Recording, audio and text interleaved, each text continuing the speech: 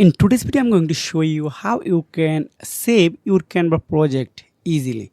So after watching this video, you are able to save your any Canva design to your PC or mobile phone and any others devices. So you can see this is a design. Input a template. Here are lots of template you can use right now. It's absolutely free and paid.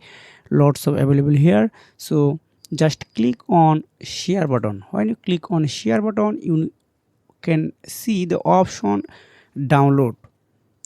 Just click on download button, then choose your what type of file you want to download. Here is a jpg, png, pdf and pdf print, svg, mp4 and a zip. So just click on download, then I select png, then click on download. Okay, it's successfully downloaded to my PC. You are able to download using your mobile phone as well. So if you want to more video, just type up, please comment below. If you have found this video helpful for you, make sure like and subscribe this channel. See you again, take care, goodbye.